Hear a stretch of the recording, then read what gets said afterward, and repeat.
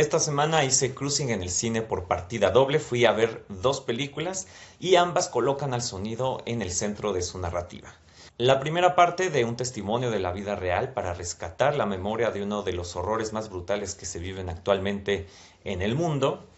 donde la voz, el sonido queda grabado en las computadoras del call center de la Media Luna Roja. En la segunda, los personajes utilizan un fonógrafo para documentar y registrar por primera vez la música folclórica estadounidense que hasta ese momento solo se transmitía de generación en generación a oídas, sin ninguna especie de registro oficial o escrito. Hablo de La voz de Jim Rajab y La historia del sonido. Uno de los primeros cruisings en el cine que hice hace 8 o 9 meses fue de una película que se llamó Las Cuatro Hijas, lo encuentran en mi canal de YouTube, de la directora tunecina Kauter Benhania, que a los pocos meses estrenó su última película, La voz de Jim Rajab, en el Festival de Venecia, donde ganó el premio del jurado y ahora se encuentra nominada al Oscar a Mejor Película Extranjera. Cabe destacar que también Las Cuatro Hijas estuvo nominada al Oscar, aunque en la categoría documental. En esa película, considerada más abiertamente documental, se abordaba la historia de una madre que tenía 4 hijas y 2 de ellas habían desaparecido en manos de movimientos extremistas. Ahí Kauter Benhania contrató a 2 actrices para representar junto con la familia algunas escenas de la vida de ellos que los llevaron a los eventos trágicos. Como recurso narrativo había un constante ir y venir entre el proceso de filmación de las escenas que iban a dramatizar, a recrear, y las reflexiones tanto de las actrices que están interpretando a las 2 hijas desaparecidas como del resto de la familia, lo que sentían para reconstruir y prepararse para la recreación de esas escenas, lo cual se volvía algo muy interesante porque no solo se trataba de un recuento simple de lo ocurrido, sino que iba dejando a la vez un testimonio del dolor, de la memoria y de las circunstancias que llevaron a la fractura de esa sociedad y a generar la historia trágica de esta familia. En su nueva película, La voz de Jim Rajab, la directora recurre a una variante de este juego narrativo de representación que no por tener actores quiere decir que escape del mundo documental. La directora lo tiene claro y se refiere desde el inicio a la película como una dramatización. Para quienes no hayan escuchado de este caso que fue muy sonado hace menos de 2 años, Jim Rajab es una niña palestina de 6 años que queda atrapada tras un ataque del ejército israelí junto con toda su familia. El auto recibió más de 350 impactos de bala y las ambulancias que tenían incluso ya autorización luz verde para el rescate fueron igualmente bombardeadas. Las llamadas de la pequeña Jim Rajab a Media Luna Roja quedan grabadas y es este audio el que es el hilo conductor de las dramatizaciones que se centran en lo que ocurre en el call center, de la gente tratando de coordinar un rescate con toda la burocracia que existe al respecto, a la vez de que el personal está tratando de tranquilizar y darle esperanza a Jim Rajab, que es una niña de 6 años y al inicio piensa de hecho que toda su familia está dormida. Entonces es un relato súper cruel y conmovedor.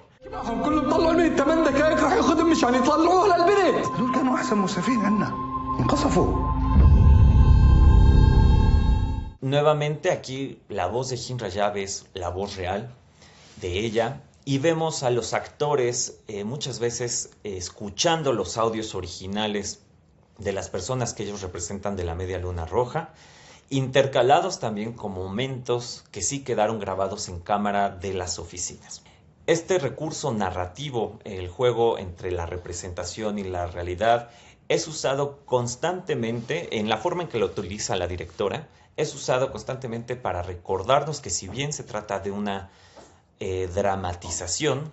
hay una intención clara de mantenerse muy fieles a los audios y a la situación que sucedió. Que si se te atraviesa en algún momento por la cabeza que hay una narrativa que busca enaltecer de forma artificial a los personajes, ahí está cada tanto el audio o el video que te recuerda que se trata de voces y personas reales y que los actores están ahí para canalizar más que para crear un personaje. En una historia tremendamente humana y dolorosa, quizá pueda parecer frívolo ponernos a hablar de los juegos narrativos utilizados para esta película, pero creo que es indispensable, sobre todo porque en medios de comunicación, pero el cine desde su creación, desde su inicio, siempre ha estado tentado en generar falsos héroes, falsos enemigos, en construcciones narrativas mayores, sobre todo cuando se trata de cine que emerge desde el poder, desde las potencias, es algo que está a la orden del día. La dramatización se podría prestar fácilmente a eso, pero justo este juego narrativo que hace Kautia Ben Hania es un ancla constante de decirnos esto fue real, esto sí hay actores, sí hay una puesta en escena, pero estamos tratando de apegarnos lo más posible a lo que sucedió en la vida real. La voz de Jin Rajab también pone en relieve toda esta información que nos llega por redes sociales, medios de comunicación, de cifras catastróficas, pues no solo de lo que sucede en Gaza, pero sino en países como el nuestro, y que hay veces que por ese exceso de información, pues uno se va acostumbrando a ver esos números, a ver esas cosas, y aquí es solo una historia la que estamos viendo, pero son miles, miles de niños, específicamente en Gaza, miles de niños, para los que está dando voz este documental, y que cuando leas esos números, sepas que detrás de cada uno de ellos hay una historia que en este caso quedó grabada, registrada, y en muchísimos casos, la mayoría, no hay un registro de esos momentos y de esas tragedias. El dolor es inabarcable y a veces es difícil que nuestra mente pueda procesar todo eso, todo lo que sucede, pero bueno, películas como estas justamente son el recordatorio de que tenemos que evitar la deshumanización de las tragedias. Una de las citas que vi en el tráiler de la película, justo decía que esta es la película que tienen que ver nuestros líderes políticos, la gente que realmente tiene una capacidad mucho más directa de influir en todos estos horribles sucesos que hay en el mundo. Pero luego también, justo en estos días, viendo apenas una puntita del iceberg de lo que son los archivos de Epstein, y justo es esa gente en el poder la que tiene esta capacidad mucho más inmediata de generar cambios importantes y fuertes, la que está ahí en ese círculo, y te preguntas si todavía tienen la capacidad de conmoverse. Pareciera que ya es gente más allá de cualquier arrepentimiento, ya no se llega a redención alguna, y bueno, esperemos que no estén más allá de la justicia. Si esos líderes ya están más allá de cualquier tipo de empatía o conmoverse, pues por lo menos lo que sí puede suceder es que apelemos a la empatía colectiva, ¿no? A todos los demás que todavía no han sido deshumanizados a tal grado, porque a veces esas cosas como que escurren de arriba hacia abajo. No es raro luego leer gente, ¿no? En redes sociales, gente de a pie que no pertenece ni siquiera a esos círculos ni remotamente, andar recriminando de por qué se indignan por lo que sucede allá y no acá, que luego eso también es muy inventado, ¿no? O sea, la gente se puede indignar por ambas, o sea, por lo de allá, por lo de acá, como si la empatía y la humanidad estuviera geobloqueada, ¿no? Solo te puedes indignar por esto de aquí, que sucede aquí en tu casa. Y es una cuestión que nos afecta a todos, lo que sucede allá, lo que sucede allá y lo que sucede acá, ¿no? Y creo que la voz de Jim Rajab, cuando veas lo cercano que puede ser a las situaciones que también ocurren cerca de ti, conmueve, y esperemos logre cambiar algunas conciencias y choquear un poco a las personas en poder que podrían cambiar de forma más inmediata las situaciones. La otra película que vi, La historia del sonido, está hilada principalmente por la idea del registro sonoro como testimonio de algo mucho más grande, no tanto por temática. De hecho, por temática es otra cosa, no tiene nada que ver. Y aquí salen dos de los actores consentidos del momento, Paul Mescal y Josh O'Connor. La historia va de dos chicos que se conocen en el Conservatorio de Música por ahí de 1917. Lionel, interpretado por Paul Mescal, creció en un rancho entre naturaleza, con oído absoluto, gran voz y con una capacidad singular de ver colores al escuchar las notas. Por otro lado, David, interpretado por Josh O'Connor, es un personaje, un huérfano adinerado y muy estudioso de la música. Aquí hay una diferencia entre ellos porque el personaje de Paul Mescal, Lionel, digamos, aprende música de forma intuitiva por lo que le enseña a su padre, mientras David es un estudioso tan conocedor que justamente la forma en que se encuentran ellos y empiezan su relación es porque están ahí en el conservatorio y David toca una canción que Lionel solo había escuchado en voz y guitarra de su padre. Ambos terminan en un romance en una época donde se sobreentiende pues, que no es lo usual hablarlo o mostrarlo de forma pública. Tampoco es que comunique la película en ese sentido, es muy sutil, una cuestión verbalizada de posible amenaza, ya sea por los personajes principales o por algún tercero que digas, uy, si lo dicen y se saben va a pasar. Eso se da un poco por sobreentendido y que ellos entienden que habrá que llevar las cosas con cierta discreción. Esta relación carnal musical entre los dos es interrumpida por la Primera Guerra Mundial, a la cual David tiene que ir y Lionel, por tener mala vista, regresa al rancho a cuidar a su padre. Y bueno, ya pasados unos años recibe una carta de David, ya él colocado en un instituto musical en Maine,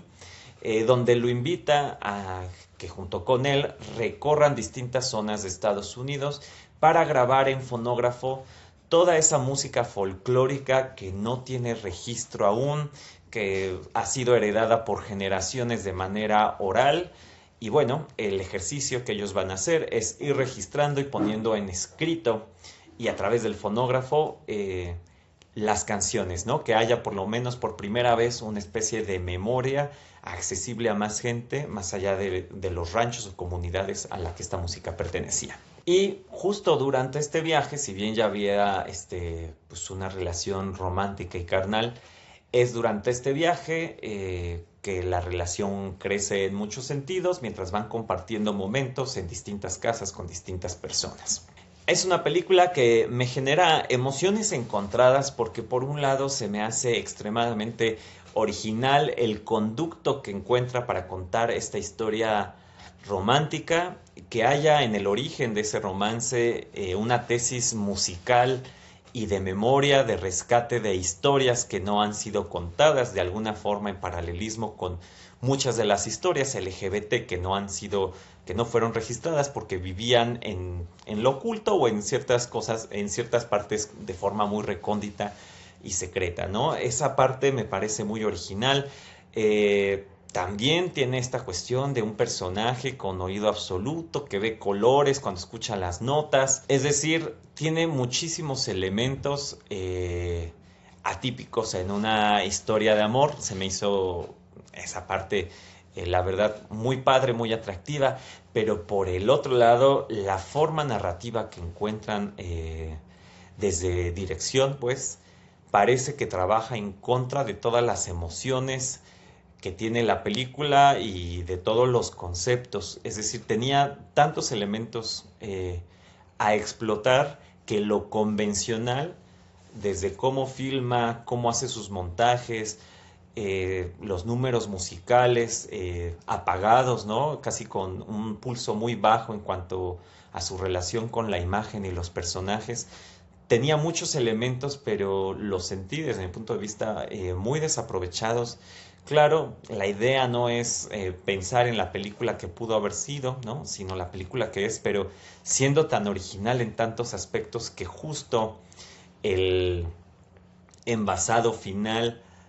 caiga en las mayores convenciones narrativas, se me hicieron por lo menos oportunidades desperdiciadas. No quiere decir que no sea una película que entretenga, pero lo que sí parece ir en detrimento es en la experiencia emocional de la película, porque al final no suceden tantas cosas con potencial que sentí que poco se transmitía, que recae mucho quizá en el carisma también de los actores que tienen miradas increíbles, son muy lindos los dos, pero a lo mejor se olvidó que la imagen, el montaje, la música y todo lo demás también podían ayudar a construir esta gran historia de amor que se percibe épica en su inicio, en una como especie de road movie que podría crecer. Está la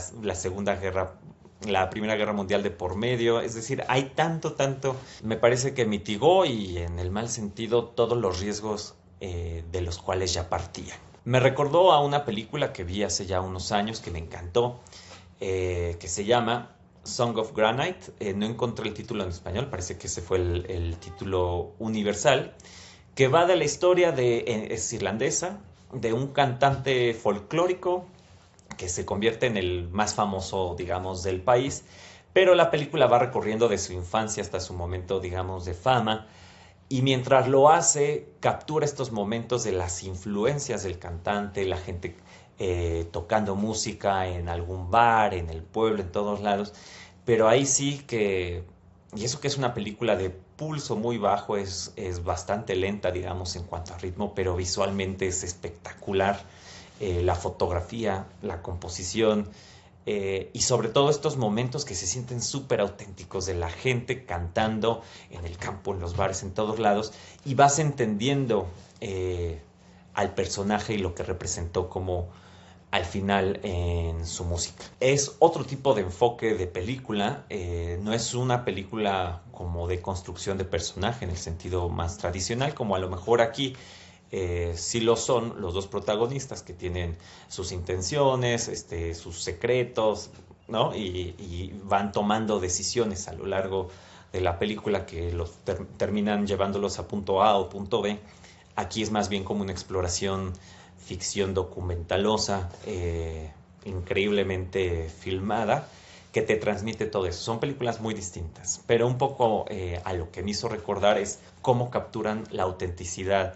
de la música folclórica y cómo te termina transmitiendo que entiendes mucho más de esa región a partir de lo que viste, aunque se trataba al final de un personaje, ¿no? Era como el pretexto para contar algo mucho más grande. En fin, pues ya vino hasta con recomendación adicional esta película. Ojalá la encuentren, la verdad no me la he vuelto a topar, pero seguro ahí en Letterboxd encuentran dónde está disponible también Song of Granite. Y bueno, espero que les haya despertado interés por las dos películas o tres que acabo de mencionar en este cruising en el cine. Y recuerden, cada tanto, cuando vayan al cine y vean la cartelera, entrar a ver esa película de la que no han escuchado casi nada o nada, de preferencia, y métanse a verla a ver qué sorpresas se llevan, porque tanto en el cruising como en el cine, las mejores sorpresas luego están donde nadie entra.